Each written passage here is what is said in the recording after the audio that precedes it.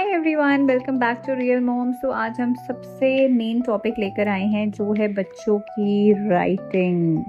In fact writing भी नहीं बोलूँगी कि how to teach the kids to start writing. बच्चों को सिखाएं कैसे कि बच्चे कैसे लिखें। यहाँ पे मैं उन बच्चों की बात कर रही हूँ बिगनर से, 0 से फिर सो ऑन, जब तक उनको लिखना नहीं आता है 3, 4 एनीथिंग, क्योंकि कोई एज क्राइटेरिया नहीं होता किसी बच्चे का, हम कोई कंपैरिजन नहीं कर सकते। तो राइटिंग आप कैसे सिखा सकते हो? सबसे पहला जो स्टेप होता है, let them scribble.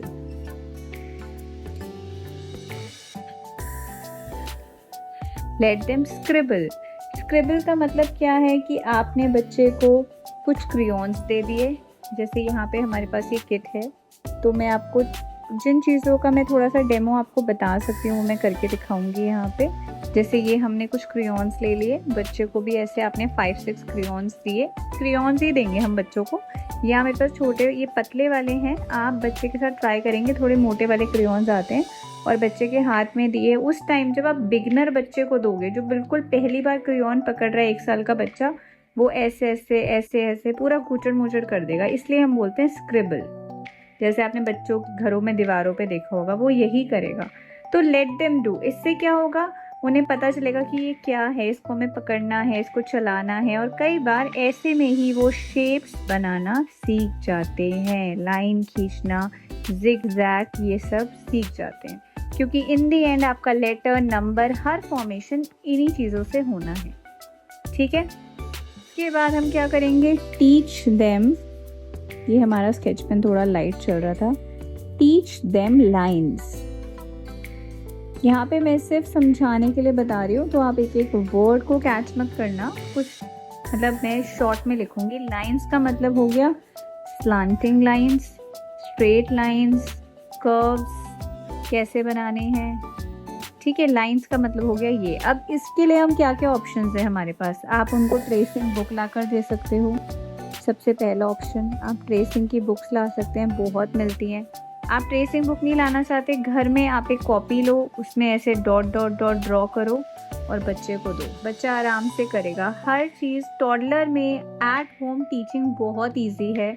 You don't need to buy every time book from outside. आपको ज़रूरी नहीं है बाहर से खरीदनी। अगर आप मेरे चैनल को विजिट करो, सब्सक्राइब करो, पुरानी वीडियोस देखो, मैंने उसमें बिल्कुल हर चीज़ मैंने जो घर पे अपने बच्चे के लिए मैं बनाती थी वो मैंने दिखाई है।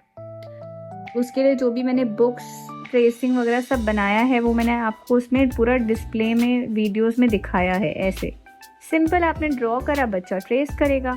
आप इसकी जगह अगर बच्चे को ये बोरिंग लग रहा है, सपोज आप उसको सर्कल सिखाना चाहते हो, instead of drawing a circle आप उसको ये शो करो, हमने टमाटो बनाया है या हमने एप्पल बनाया है।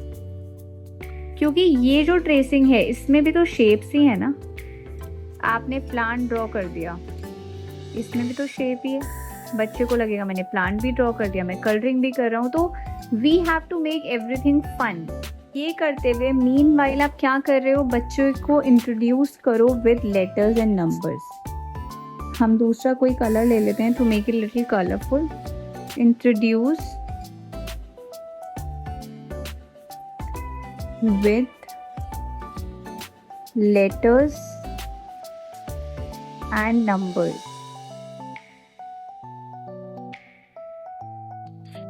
इसका मतलब क्या है? इसका मतलब ये है कि इन द मीनवाइल बच्चा अपनी स्क्रिबलिंग कर रहा है, स्लांटिंग, स्ट्रेट लाइन सीख रहा है, उसी टाइम, उसी दौरान, मतलब 6 महीने के बाद से आप बच्चे को नंबर्स और लेटर्स इंट्रोड्यूस करना शुरू कर देते हैं। कैसे? पहला तो आजकल बहुत कॉमन हो गया, हम चाहते हैं बच्चा ना देखे, बट टीवी, मोबाइल बच्चे देखते हैं। अगर बच्चा देख रहा है 1-1.5 साल का, तो मेरा हमेशा सजेशन ये होता है उसको एजुकेशनल वीडियो सिखाओ, ABCD वाली, नंबर वाली। चलो देख तो रही है ना, तो कुछ सीख भी जाएगा। उसके बाद टी शर्ट्स पे, क्लोथ्स पे लेटर नंबर्स लिखे होते हैं, दिखाओ बच्चे को। न्यूज़पेपर्स पे दिखाओ, बड़े बड़े लेटर नंबर्स लिखे होते हैं। और ये सब मैं आपको कुछ भी वैसे नहीं बता रही हूँ, मैंने जो प्रैक्टिकली आजमाया है, करा है, वो मैं आपको बता रही हूँ। टी शर्ट्स पे बहुत बड़े बड़े लेटर्स लिखे होते हैं। सपोज टी शर्ट पे लिखा है कैल्विन, अब आप देखो कितना बड़ा उस पर लिखा होता है। आप बोलो उसको CAL, where is A here. तो ऐसे ABCD के पजल्स आते हैं, मेरे पे इसका भी वीडियो है मेरे चैनल पे, ABCD पजल्स अमेज़ॉन पे भरे पड़े हैं, वो लेकर आओ, 6 महीने पे ले आओ, बच्चे को दिखाओ ये A है ये B है, बोलते चले जाओ, बच्चा आपको ऑब्जर्व कर रहा है।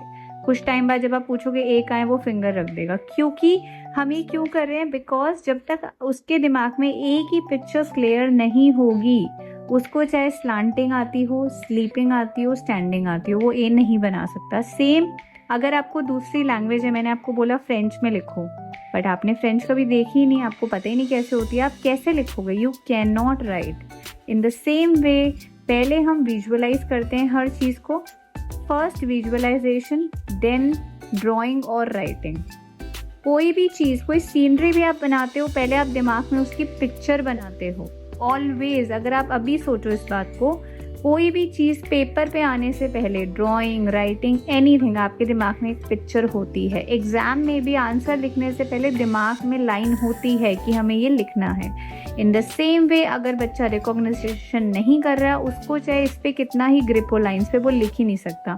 एंड अगर उसको पता है मैंने ए ऐसे लिखना है, तो हो सकता है उसको ये ना आता हो, पर वो ट्राई करेगा ए को ड्रॉ करने के लिए। और ए बच्चे बहुत ईजीली लिखते हैं, सबसे पहले लिखते हैं।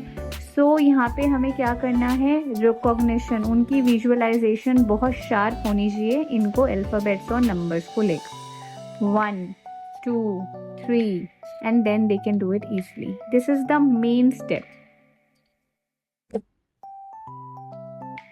इसके बाद आता है कि बच्चे को रिकॉग्निशन भी हो गई है, अब हम उसको डायरेक्टली नंबर्स और लेटर्स पे लाना चाहते हैं। तो अब हम शुरू करेंगे ट्रेसिंग, फन ट्रेसिंग। उसमें आप क्ले यूज़ कर सकते हो, ठीक है, घर पे बना हुआ डो यूज़ कर सकते हो, सैंड यूज़ कर सकते हो।